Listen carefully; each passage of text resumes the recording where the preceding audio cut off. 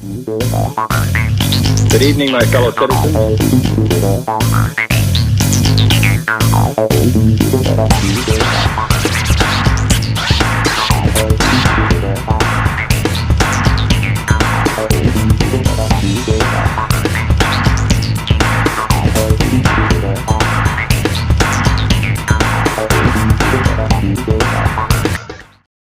Welcome to Tuesdays Live. How you doing out there? It's been a few weeks. I know you miss us. We miss you.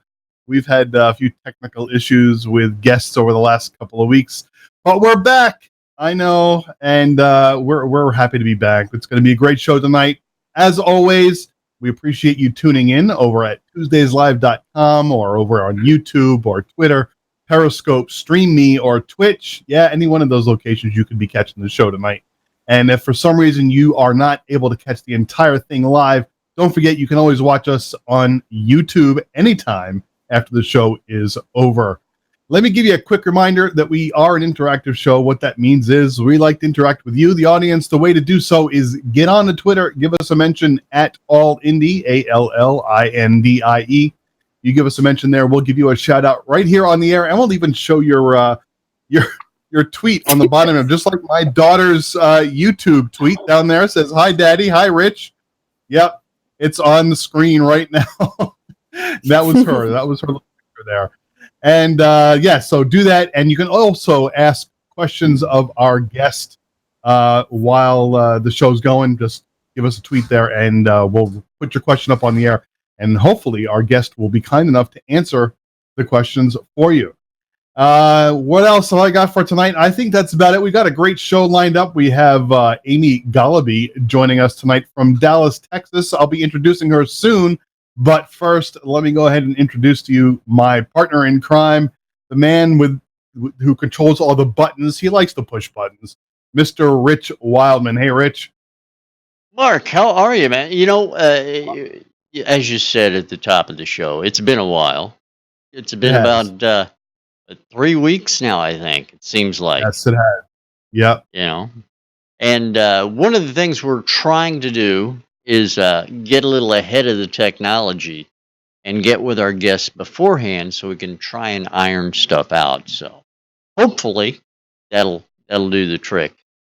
Yes, absolutely. Of course, the guest has to show up. Well, you know, it happens. We're not going to go there. No, we're not going to. Yeah, don't worry about that.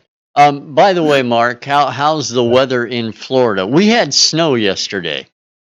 Well, you know, we got some thunderstorms coming through here tonight. So, you know, we got rain, and it's about, I don't know, yesterday I think it got up into like 91, 92 degrees, something like that. We got to 42. Yeah. Ooh, heat wave in Paris, Illinois. All right. It could be worse, though. It could be worse. It could be. You could be neck deep in snow. We had about, in some places, there were 4 inches of snow yesterday, but by last night, it was all gone. It melted off, so it was fine. You know why it melted up? It's because you're so hot, Rich.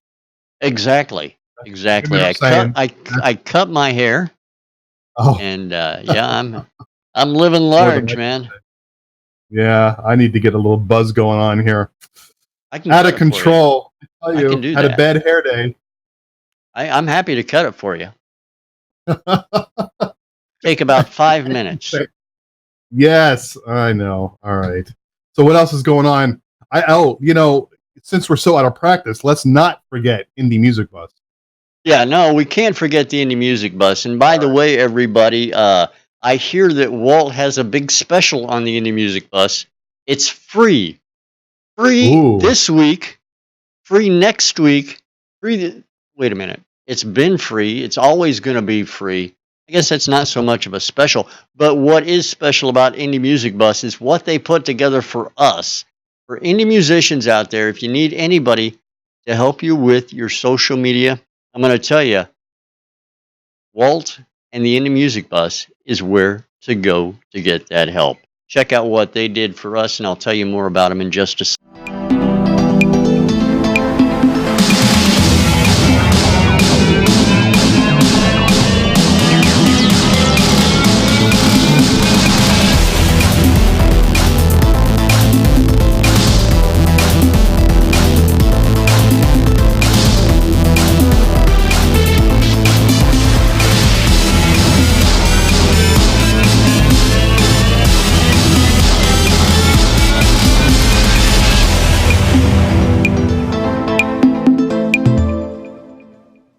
That's the Indie Music Bus. You can find them at indiemusicbus.com. And I highly recommend Walt and his team of people to help you out. Anything to do with social media. You're having problems on Twitter connecting with people, he can help you. On Facebook, he can help you. He's always adding more and more stuff to their library of things that they put together. They even got a listing of stations, radio stations, internet, terrestrial, and podcast where you can get your music played at. So check them out, indiemusicbus.com. And I don't know how how Walt does it. I mean, he's been doing this for, I don't know what, going on 9-10 years now. It's about 10 years at least. Yeah. Yeah. And never once charged a nickel to the indie musicians. Yeah. Unbelievable. Since he got married, he's got his wife doing it too. Yes. Yeah, he and his wife are just like the biggest advocates for indie artists that I've ever met, and they're just great people. They are, and hopefully one day you'll get a chance to meet them in person. I did, and so did Carol. Great people, great folk. Yeah. Anyway, no doubt about it. Yeah. Listen, Rich, before I do want to remind everybody that they can call in if they're in Canada or the United States. You can call your questions into our guest. And it's a toll call, so you'll have to pay for it or use your minutes or whatever. But feel free to call in with your question, 347-985-0344. That's 0344. That's exactly what I was about to say. Throw up that phone number on. Yeah, I kind of figured that. So, but anyway, Great mind. Bosco and Peck. Bosco and Peck. I know, man. I know. That thing is worn down to the nub. Just like their CDs. Yes. Good stuff. Yes.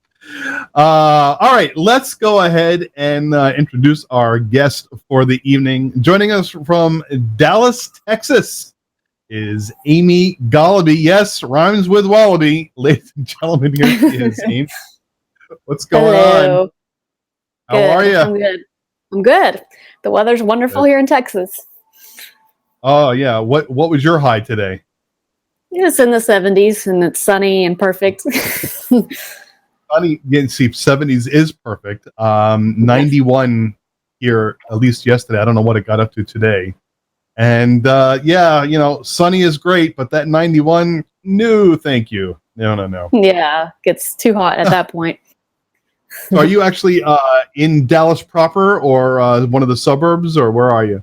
I'm in Dallas proper. We're very central where we are, about 15 minutes from downtown, maybe 20 minutes. So it's a good location.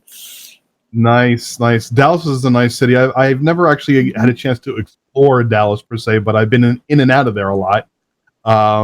Through Dallas, I should say, and driven around it. Nice. I've also been to Houston too. Houston's another nice city.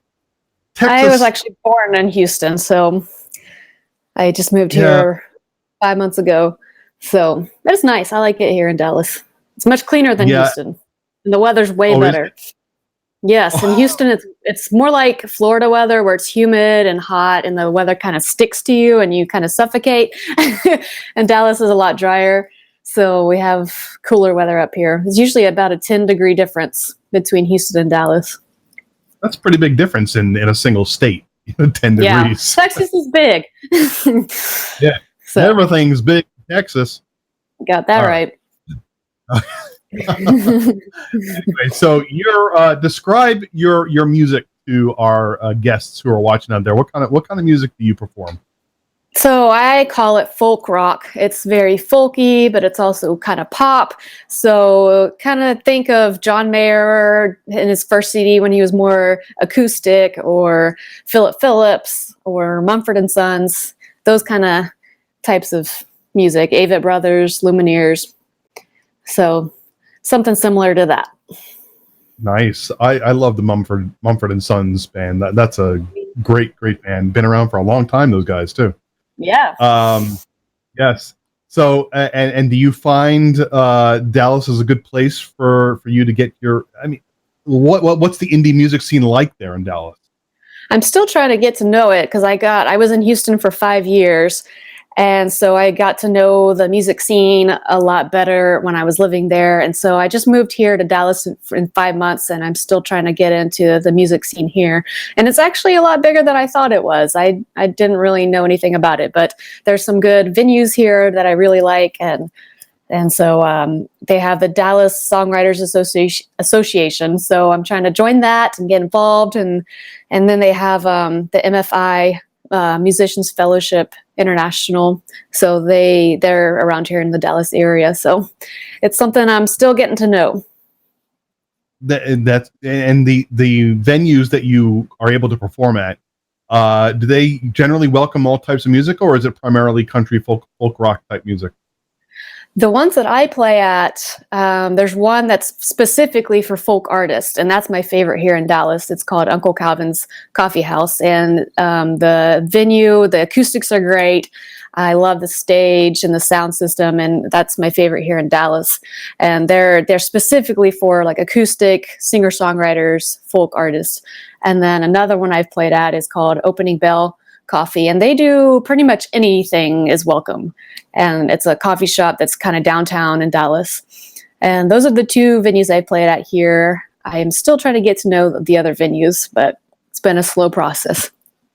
Sounds a little bit like you're describing Lestat's in San Diego. That was a great coffee house with a stage attached to the, a little theater attached, and they all had all kinds of acoustic acts there.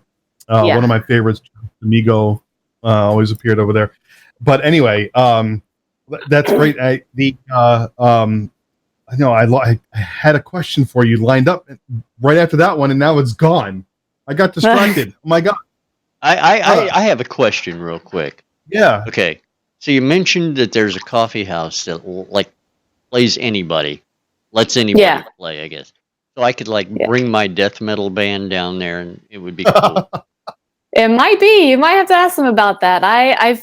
When I went there, they played. I was the opener, and then the two people that played after me, they were more blues or jazzy, and they had different styles than me. So I don't know if they'll go death metal per se, but I shouldn't say death metal because it's more bluesy death metal. So yeah, they were like bluesy. It's now, death blues. Yeah, death blues. There you go. Now, on the serious side of this, though, your first album you released back in 2014, and that album was called Left Unsaid. Yes. Okay, that's 4 years ago. You got a new album on the cusp of being released now, I see.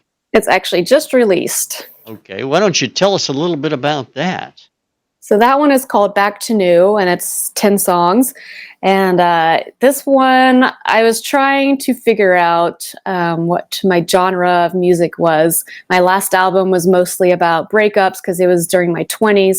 So it was about heartbreak and breakups. And then this new album, I felt like I was getting stronger in my faith and my religion. And so a lot of these songs are more about my faith walk. And even though some of them are heartbreak songs, there's still an element of faith in them.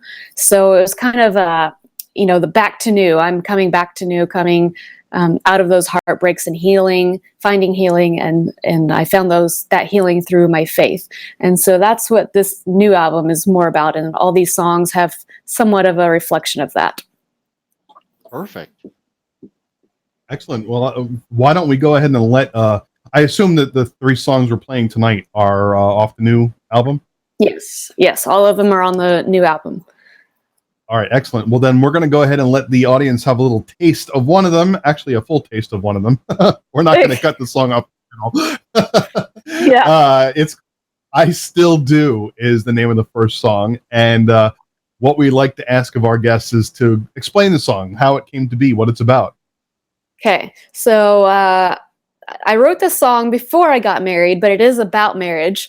And I guess when I was single, I always wondered, okay, what makes people fall out of love, and why is the divorce rate so high? And I guess I realized that it was more about you have to choose to love your spouse, and you have to make that choice to love them even after the honeymoon's over. And so this song came about from that idea, and it's called I Still Do, because, after you say I do, later on down the line, you want to say I still do.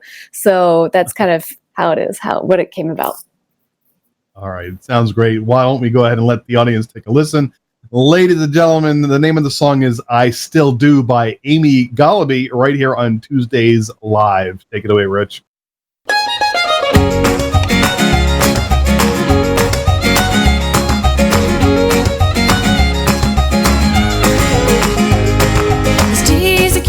Harder, love has grown farther. Seems like we can never get along. Sleeping at night without you by my side. The sun has seen our anger too long. From the moment we said I do, we made vows but didn't follow through. And we can work this out. I know true. I don't know if you still love me, but I still do. I still do. Did we forget how we first met? We couldn't spend a day apart. Now we're fighting each other, hurting one another. How to loving you become so hard. From the moment we said I do, we made vows but didn't follow through.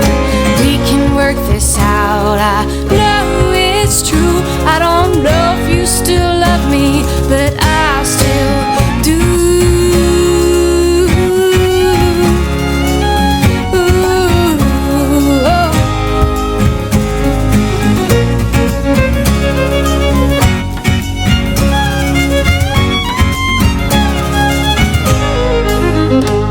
So give your heart back to me. Back to me. These days are getting longer, but our love has grown stronger. Taking it one day at a time. Now we're loving each other, serving one another, laying with you by my side. From the moment we said I do, we made vows but didn't follow through. We can work this out. I know it's true. I don't know if you still love me, but I still do.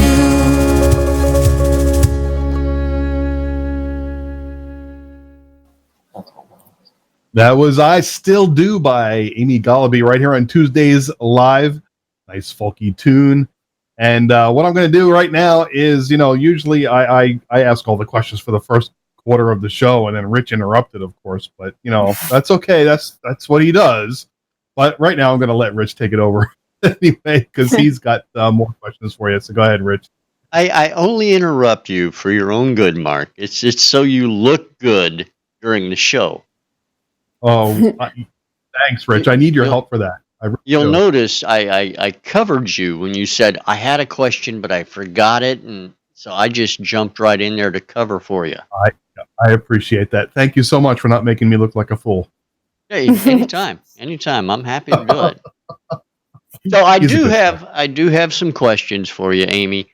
And we talked a little bit about this while the song was playing, and it was about the musicians, because when I listened to the music, one of the things that struck me on this song in particular was the start of it. You have what sounds like a mandolin at the start of it, which is really, in my mind, classic Nashville, classic country.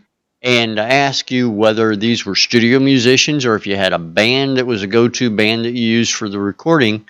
So which is it for our viewers? Yeah, so it was studio musicians. The mandolin was my producer, and that was Ren Renfrey. And then the fiddle player, I'm not sure if there's a fiddle on this song, but the fiddle player on the album is Steve Thomas, and he's played for Leanne Womack and Alan Jackson and other big name country artists in Nashville. And then Dave Isaacs was the guitarist, the electric guitarist. And Ren did a lot of the other, he did it, the piano, the drums, the percussion, and the acoustic guitar. So he did most of the recording for the instruments, and then I did my vocals. And then, do you have a band? I think you mentioned you had a band that you use when you play live. I did when I lived in Houston. I had a fiddle player, a drummer, and a bassist that I used for live shows. And then once I moved up here, I didn't have my band anymore, so I'm going to have to find a new one. Oh, well, there you go. So we can break it here. If you're out there looking for a band or a group to play with, contact Amy. Exactly. There you go.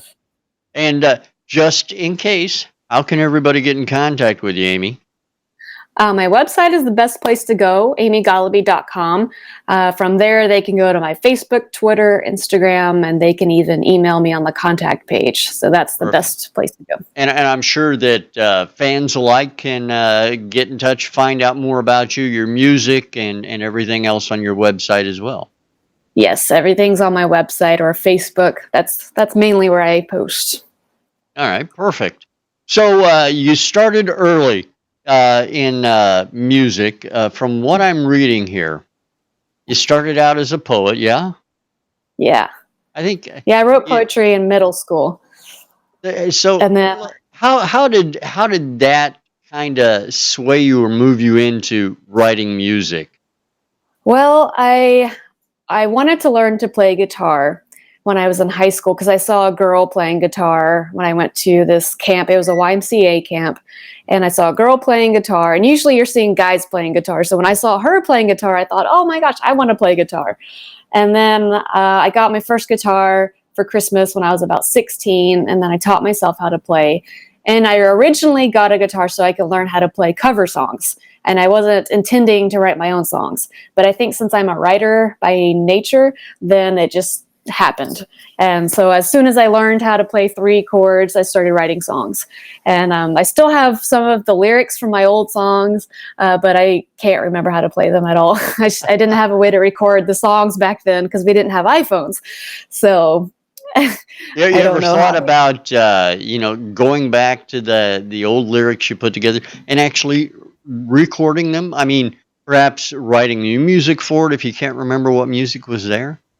Honestly, I don't think they're worth recording because they're probably not very good at all. So I keep them in my little poetry book, and they'll probably stay there.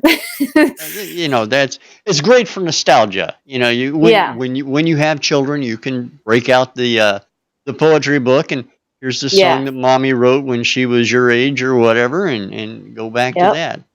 Maybe your son or daughter will put music to it. Yeah, I'm hoping that one of my kids will like music. There you go. That'd be perfect. Yeah. So in 2014, you put together your first album. So prior to that, I'm going to go back before the album. When did you know that this is what I want to do? And, when did it really hit you that this is what I'm going to do? And what motivated you to go that route into the studio that first time? Well, I knew in high school when I started writing songs that that's what I wanted to do. And that was a dream of mine, was to make it big and get on stage and perform my songs. So I knew as soon as I started writing songs that I wanted to do that and wish that I could do it for a living. And but it wasn't until later, I guess in 2014, I finally actually put together an album. And the reason why it took so long is because albums can be really expensive to record. And I was trying to go through college and support myself. And then as soon as I had some money saved up, then I went to the recording studio and did that. So as an artist in Dallas, I Dallas has a different type of music scene than what, say, Nashville does. You know, Yeah. Nashville being the home of country music, blah, blah, blah. LA being the home of Pop. rock and roll, or whatever Yeah. you want to call it. You know, Seattle being grunge capital, or the dirty people, as I call them. Yeah. But so, okay, how is that music scene in Dallas? I mean, is that the place you have to be for the Americana style music you're putting together? I mean, the reason I ask is because, you know, as an old radio goob, you know, you go by the stereotypical. Well, you're playing country music, you're going to be in Nashville. You're playing rock, you're going to be in LA. You're playing grunge, you're in Seattle. You know, and those kinds of things. So, you know, why Dallas? And is that the place you want to be to take your music career to the next level? Well, Dallas isn't by choice. I got married 5 months ago, and so I had to move to Dallas because my husband's job was here. So, but it wasn't really by choice. I lived in Austin for 3 years, and I really loved Austin. I liked the music scene there. It was a nice local scene, and I also have visited Nashville a lot. And I think if I were to move somewhere, if I had a choice of where to move, it'd probably be Nashville next. And not because of country music. I don't want to be a country artist, but I think I really like the resources that Nashville has compared to other places in the nation. And the difference between Austin and Nashville is that Nashville is more about commercial music and making it big, and Austin is more about local music and keeping it small. So I liked Austin, but it wasn't I guess I wanted to get bigger and make my music more well known. Oh, that makes perfect sense. Yeah. That really does. And so the whole idea in music is to obviously bring followers, bring fans into contact with your music. What is the main direction you've gone in regards to making that happen? I guess because I know every indie artist does it different, and just get an idea how you do it. It seems these days it's all social media and connecting with people on social media, on Facebook and Twitter, and trying to navigate how to do that and how people can see me more, because it seems like Facebook keeps changing the algorithms. But I seem to have the most luck on Instagram and Facebook, and then I also collect emails. So I send out a monthly email newsletter to let people know more personal updates for the people that have committed to that. So that level of connection. That makes. I mean, the wonderful thing about technology is how social media has made that activity so much easier for musicians. So rather than an indie musician being local, and you may hit it big local, but it's difficult to get out worldwide or nationwide or whatever. Social media has made that so much easier for everyone. Yeah, it has. So that's the great thing, is that even though the industry has changed a lot and people are moving more towards the streaming, the artist has more access to their fans. So that's the good thing about the new industry. So when you're not playing music, what is it you do for fun? I also like to write. I write fiction, and I like to travel, and anything outside, being active outside, doing fun things where I'm not just sitting. Yeah, you have to do that if you live in Texas, though, isn't that right? I mean, it's like a law that says, yeah, you got to go outside every once in a while. Yeah, as long as it's warm, not too hot, and the summers it can get pretty hot. Oh yeah, I lived in Texas at one point, so I'll just put that out there. Yeah. Picky. You ever get a horseback ride? I did when I was a kid. I haven't been on horseback for a very long time. So. But that was like anti-Texas right there. Well, I'm in the city, and people have this false view of Texans that everyone rides a horse, but if you live in the big old city, it just doesn't happen as frequently as people think. Now, I seem to remember a movie where there was a cowboy who rode a horse through a city. Maybe it wasn't Sylvester Stallone. What was anyway, you know what I mean. We're going to be here for a while now, huh? See, that's where Mark was. See how this works, Amy? I make Mark look good, but when I get stuck, what does he do for me? Nothing. Nothing.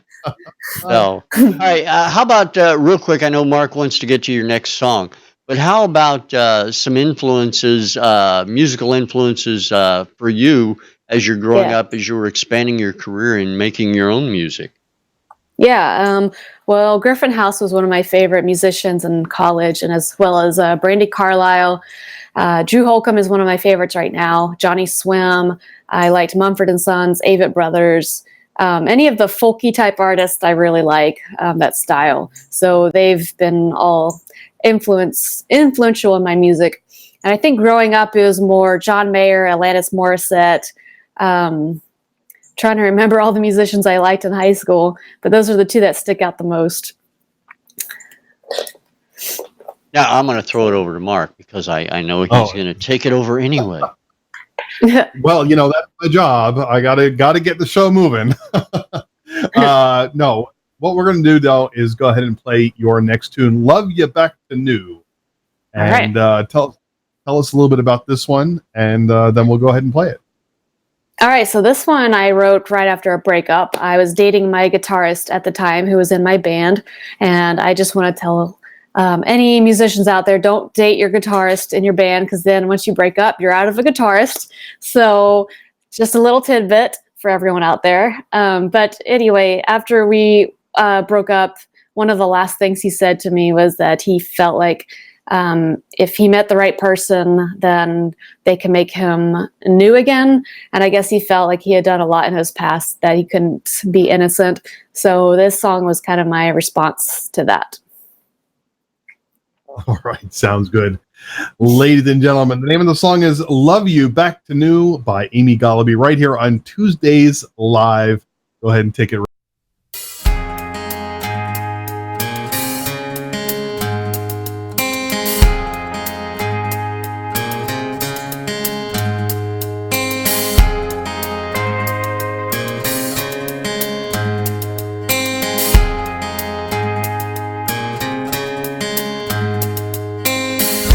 Life of trouble led you down a road of sin. Now you carry the cross of shame. You drown your sorrows in a bottle of gin. You swear you can never be the same. Oh, how I wish I could love you back to new. Take away all those things you never thought you'd do. It's never too late, you're not too far gone to be the man you could have been who never went wrong. Oh, how I wish I could love you back to new. Love you back to new.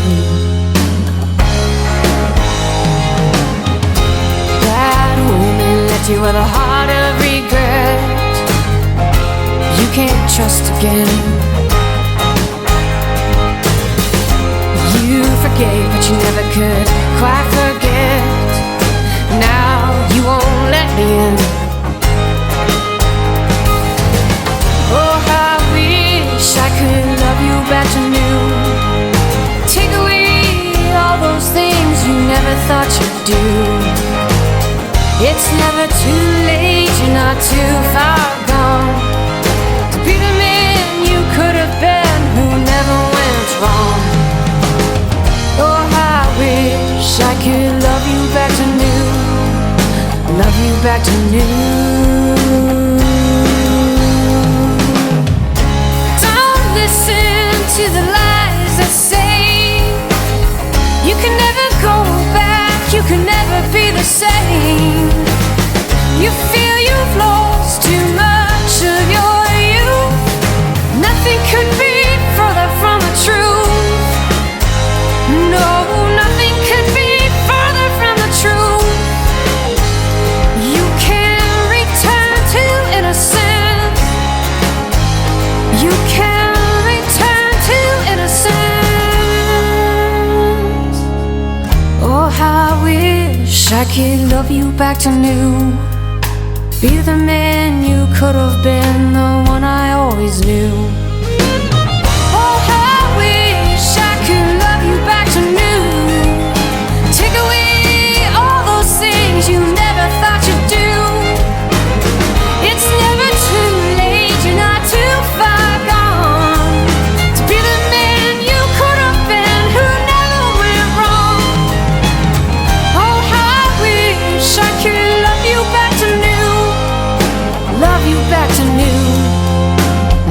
back to new.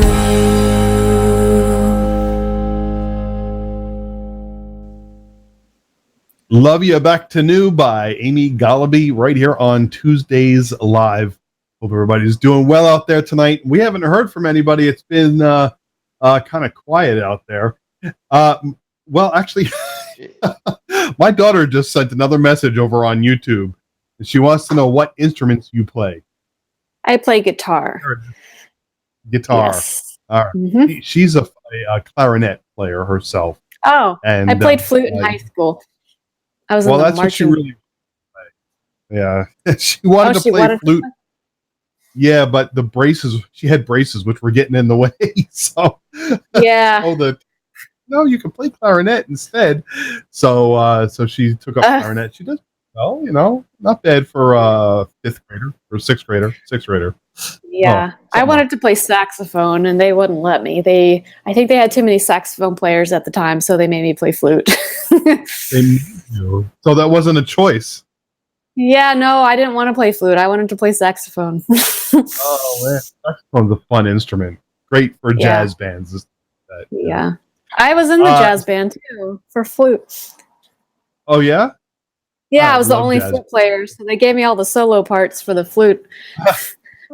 That's cool. That's very cool.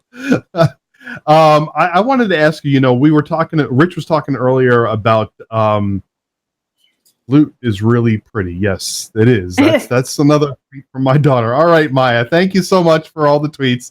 Let's move on. Okay. That's funny. You were talking about how it took you a long time to get all the music written for your first album in 2014. I'm curious, how many songs did you actually have to write or did you write before you were able to settle on those ones for the album? For the first album, I had been writing for about 10 years, I think 10 years. And so I just gave them the best songs that I had. And there were a lot of really cheesy songs, so I didn't put those on the album. And I guess it was more of just saying, okay, which songs are the best ones? And I don't have a number of how many songs I wrote, but it was a matter of, since I had been writing songs for so long and I had never recorded an album, I had a whole slew of songs to pick from. So for that first album, it was easy to find, enough songs. But for the second one, I had to actually write songs for the album because I didn't have enough. So I had to end up writing more so that we could have a full album. So it's not like you went and for this new album, it's not like you went through 20, 30 songs and picked out your 10 best or whatever. No. You wrote songs specifically for the album. Yeah.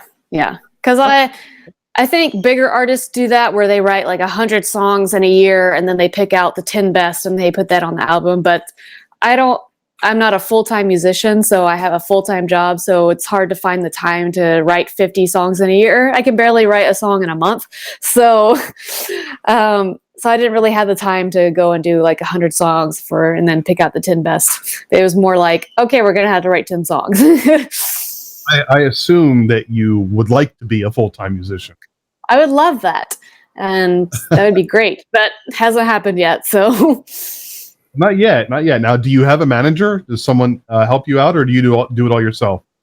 I did for about a year, but now I'm doing everything myself. So it's pretty much a DIY career. So, yeah. Is that because you like to have all the control, or is that this didn't work out? It's more that a lot of managers and agents don't really want to sign you on unless you're already making a lot of money. And since I'm not already making a lot of money, they're not going to sign me on or try to take over my career. Like a lot of managers want a certain percentage of your income. So I just haven't made enough income to give that percentage away. So that's really what it is.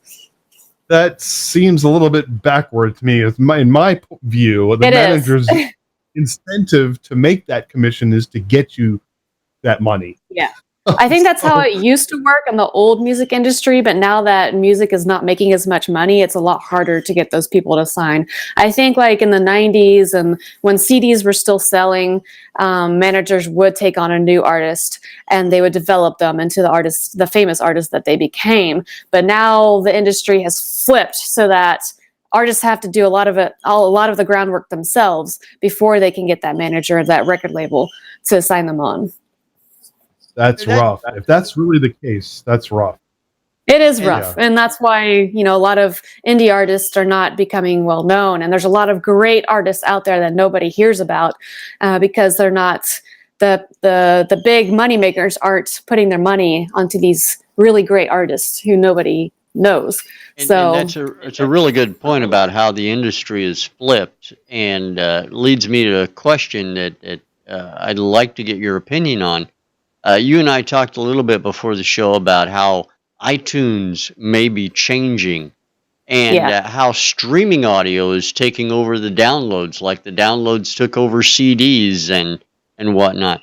How do you think that'll affect music and artists who perform and create music as time progresses? Is it going to be a paradigm shift in the way that the whole industry is put together and the way we see things like the Grammys get handed out and stuff like that? Well, what I've seen just recently in the past few months is that the big name artists who are famous, instead of sending you to a website to buy their CD, they're now sending you to a Spotify link so that you can stream their CD. And so the more streams you get, the more money you get. So now they're channeling everyone to their Spotify playlist. And then instead of doing radio promotion, people are hiring Spotify promoters who can get their music onto playlists, because once they get onto those curated playlists, they can get 1 million plays, 1 million streams easily. So now people are paying for those promoters instead of the radio promoters. So do you think that this whole pay to play kind of thing, that this whole payola thing back in radio days used to be illegal, but it's kind of shifted now to where artists are paying to be on these, as you said, curated streams? Yeah. Does that lead to a little bit of unfairness for an indie musician? It's all unfair for the indie musician. It makes it tougher. Life is a lot tougher as an indie artist. Yeah, it is a lot tougher. The good thing is we do have social media. So some artists are making a living just by doing Facebook Live videos. And they find a way to make merchandise and get enough viewers on their Facebook Live to sell 60,000 a year worth of merchandise. And that's... Go ahead. I'm sorry. That's great for those artists, but I don't think that's where I'm headed. Have you looked into some of those sites out there that the state, like Stage Me and stuff like that, where there are sites where you can hold online concerts for your fans and stuff like that? Yeah, I've been trying to figure out how to do a concert window, because that's one of those online platforms where artists can perform live from their living room. And since I never did a CD release party for this new CD, I thought, hey, maybe I could just, do a concert window, especially since it's hard enough to get people to come to your shows because people just want to stay at home and they want to watch their TVs or their laptop screens. So we might as well go where the people are and, get onto their laptop screens and just go onto concert window. And that way they don't have to leave their house. So how has technology in an overall perspective affected the way you make music and the way you perform music these days? I don't know if it affects the way I perform, because when you're at a live show, it's much different, and you have to gauge how my window's open, so there's bugs. But when you're doing a live show, you really have to connect. I guess there is a difference because now that people have their iPhones, when you're doing a live show, you want to try to keep them off their phone. So now the live show has to be more engaging, and you have to change it up more to keep your audience engaged. And there's actually a whole psychology behind how to do your set list, and you have to, I guess, it's all about creating moments in your show that people connect to and they remember, and then they want to go to your merchandise booth after the show and get that T-shirt with the lyrics on it about that song. So, a lot of training, performance training that goes into that on how to engage the audience to keep them off their iPhone. And I noticed that in your bio, one of the things that is interesting to me is that you have played on television and on radio before. How Yeah. does that, as a young artist, because I know this was after your first album, how has that, how does that affect you? Did you get a lot of butterflies, a lot of jitters, first time Oh, going yes. on stuff like that? How, Oh, yes. and in today's world, you almost have to constantly be in front of a camera to, Yeah. get your music out there in front of people, it seems like. Yeah, well, we live in a selfie society, so people are used to taking pictures of themselves all the time. And I think it's just become the natural next step. Since now we have everything on our iPhone, now we can make our own videos, we can promote ourselves on the phone, we can do our own concerts live on Facebook. And so I think that's just the natural progression for people. And I think they're already used to having a camera in their face because they put it in front of their own face. Are you working on videos for your new album? Have you done that for your first album, or is that something that you're looking into progressing towards and doing a lot of? I've been doing a lot of lyric videos because that's a lot more cost efficient. And I've wanted to do a music video, but they cost a lot of money and you don't really make an income from music videos. You do get a lot of views if you're lucky. But just money-wise, it's just, I guess I haven't seen the point in investing into an actual music video if it's not going to make an income for me. So I've been doing a lot of lyric videos. Just I think lyric videos have become really popular on YouTube, and so I've been doing a lot of those. And I can do that at home easily on my laptop. So I have been doing a lot of that for this new album. Yeah, all the big name bands now are doing lyric videos and then come out with music videos after that. Yeah, I've noticed that, is that they'll first come out the lyric video, and I guess people just want that content. So that's just how the world is now. Absolutely. All right, we have more questions, I'm sure, but let's go ahead and play the third song of the evening, which is called "The Wait." And the wait is, is this right? It's WEIGHT, wait, not as in WAT, wait, not that wait.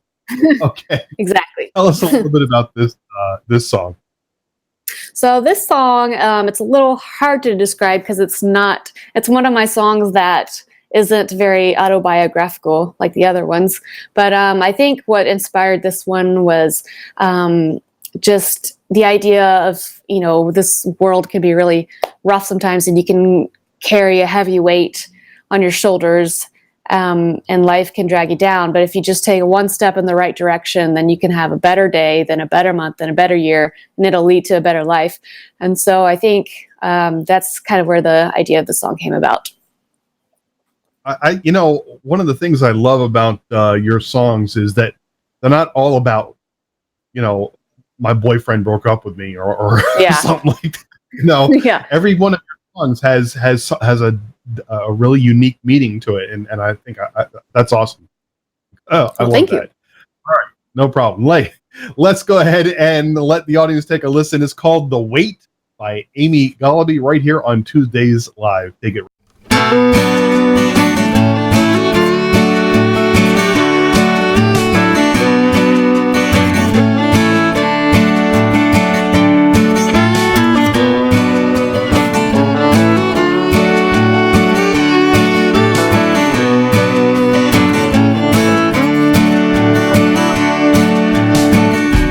Carry the weight of these years. How you hold it all.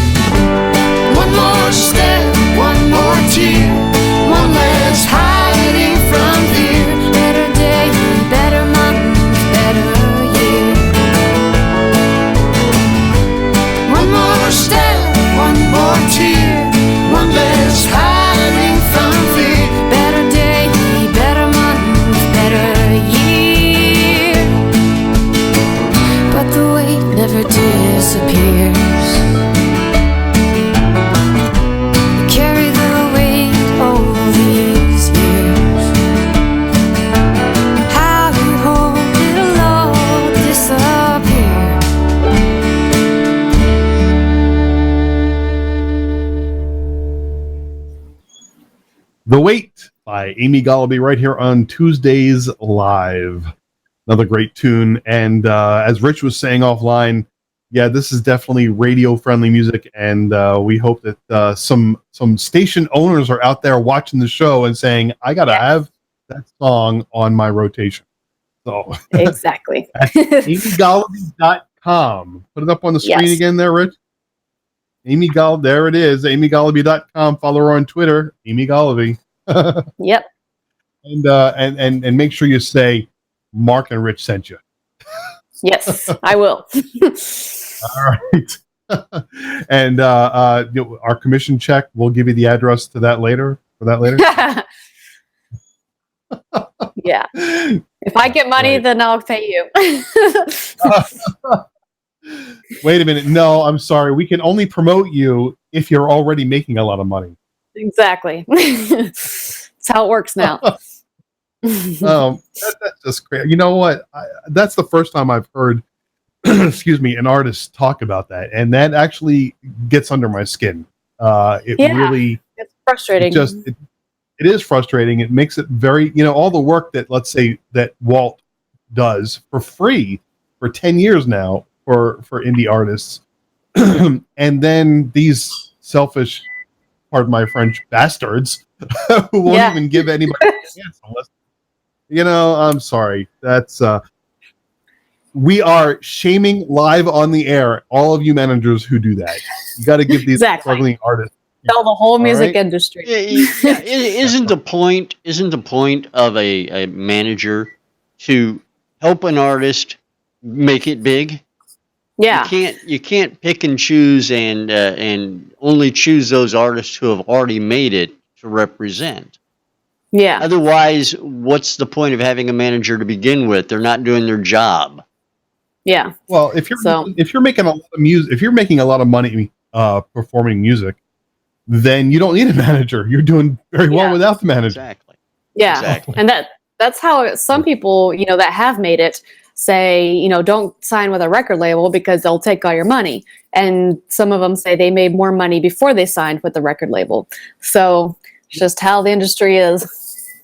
Yeah, but these days, in the new world, you have YouTube, Spotify, and stuff like that can take all your money. Yeah, they do. So Spotify executives are filthy rich, but the musicians that they're playing are really poor. The labels today are definitely sketchy too. You of course remember Chuck from Spaceship Days, Rich, right? I do, yes. Okay. Well, his band was offered several label contracts, and they turned them all down because they would go through the contracts and see what they were trying to take from them and what they wanted, and they said, no, the hell with this. We're just going to keep on doing what we're doing, even if we're not making $1 million. We're not making it rich in the band. We want our freedom to do what we want when we want, and we're not going to have any. How important is that to you, Amy? I mean, as a label would come along and want to put all those conditions, is the freedom more important to you, or would you rather be signed? Well, I think I don't know if having a record label would work for me because they really just give you a loan, a really ginormous loan, and say, okay, we're going to record your album for $50,000. It's going to be an awesome album, but then you have to go on tour around the world to make back the money that we spent on you. And really, $50,000 is a low amount. They're actually spending hundreds of thousands of dollars on these famous artists to make them big and to promote them on radio, now on Spotify. And then the artist has to make back that money by going on tour for months on end. So for me, I don't think that would work for me. I like having that independence. I would love the money, but you can't really take one or the other. It all comes together. But I know that I think the one thing I don't like about record labels is that they do take your copyrights and they own your songs. And the one thing I really like is the fact that I own my music and it's all mine. So that's the one downside that I really don't like about the major record labels. So, and then the other side is the independence. You can start your own label and call it Wallaby Music. I could. Anybody can start a label nowadays. That's right. And have their own recording studio. Absolutely. That's true. Yeah. One more question before we wrap things up. You recorded your first album in Nashville, it looks like, according to the notes I have here. Is that correct? Yeah, the second album was recorded in Nashville. Oh, the second album. Yeah, the first one was recorded in Oklahoma. Oklahoma? And, yes. Okay. That's interesting. Yeah, and the label actually doesn't exist anymore. They went bankrupt. So I think they had a pretty poor business model, but oh well. Do you mind saying which recording studio it was in the Nashville area? In Nashville, it was Aren Creative, Aren Creative. Oh, there it is. Right there on the notes. Okay. Yeah. All right, cool. I'm sure there are quite a few recording studios in the Nashville area. I believe, Rich, I believe David Starr is out there again with John Oates in Nashville recording more music. That's something. Now that you mention, I'd love to see Amy and David Starr do duet, maybe even a duet album. That would be great. Yeah, that would be great. Yeah, your voices would go well together, I think. Yeah, awesome. And his producer is John Oates from Hall & Oates. That's who is. Yeah. They were on our show. They were on our premiere show back in was it October? September. Yeah. So, all right. We unfortunately have to wrap things up. So, Amy, I want to thank you for spending time with us tonight. It was certainly great getting to know you and getting to know your music. And you have a great smile, great personality, and great music. And we thank you, really. All right. Well, thank you guys. This was fun. Absolutely. Come back. Next time, next album, you get it going and stuff like that. Please let us know about it. We'll get you back on. We'll help get it out there and promote it a little bit. Definitely. Excellent. Absolutely. Looking forward to that. Don't forget to tell everybody to go watch the video on YouTube. Whoever didn't, they're probably out there watching, but they're too shy to tweet us, and that's okay. Yeah. We understand. It's what happens when we have great artists on. A lot of people just get a little flustered. It happens. Funny. There you go. Oh my God, Amy Goloby! I can't tweet her. All right. We are going to close it out, ladies and gentlemen. Next week we'll be back with the Bud Collins Trio. And we're looking forward to that. It's going to be another fun show. We hope you will tune in again right here, TuesdaysLive.com. And don't forget to follow us on Twitter, on Facebook, and All Indie, by the way, on Twitter. And look up Tuesdays Live on Facebook. With that, let's go ahead and send it out. I know you want to say goodnight to someone. I do. But before I say goodnight to someone, I do want to mention that if you should tell your friends, tell your neighbors, wake the kids, phone the neighbors, all that stuff that Letterman used to say back in the 80s. You can watch the show again if you like it so much, and I know you do. I mean, Amy's music is something you want to listen to again and again. Or TuesdaysLive.com. You can watch the recording there as well. Absolutely. And I do want to say good night, Carol. Good night, Carol. Yeah, big shout out to Carol. We didn't even mention her tonight, so I hope she's doing all right there in Australia. Your fault. Yeah, well, it always is. Those damn chaps. That chap story before we came on the air, that threw me off. All right. We'll have to tell Amy about that off the air, the story. Yeah, I don't think you want to do that. Yeah, you do. God. All right, we're going to close out the show with a song from next week's guest, the Bud Collins Trio. The name of the song is Television Personalities, like me and him over there. Television, my ass. All right, ladies and gentlemen, Television Personalities by Bud Collins Trio next week on Tuesdays Live. You all have a great day. See ya. Good evening, my fellow citizens.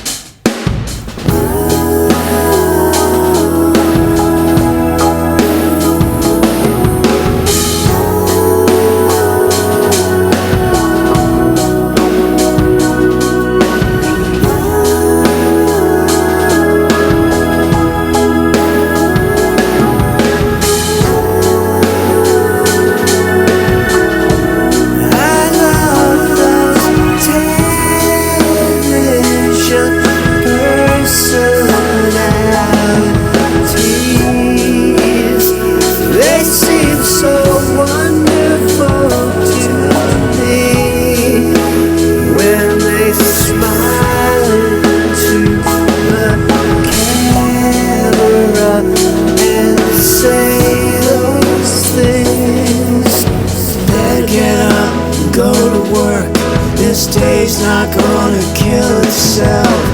Then go home, put another bullet in the gun. Can't stay awake, stayed up late, staring at the lights again. Watching everybody on the TV having fun.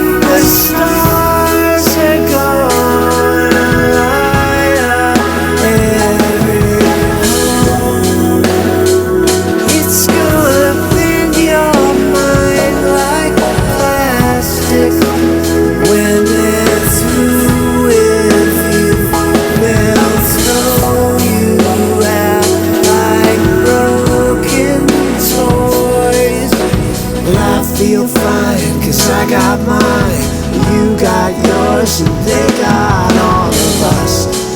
Everybody's okay being part of that whole scene. I am smart, and I read books, and I know how to drive a car.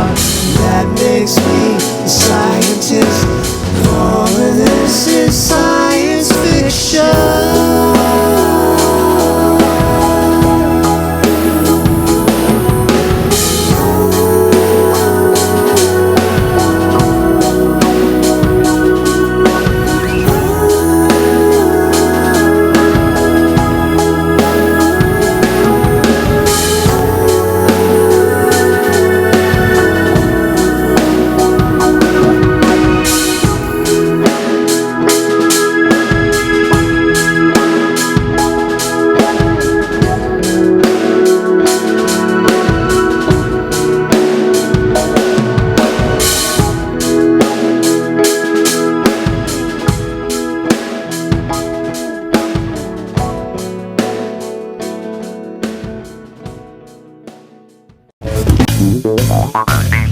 Good evening, my fellow citizens.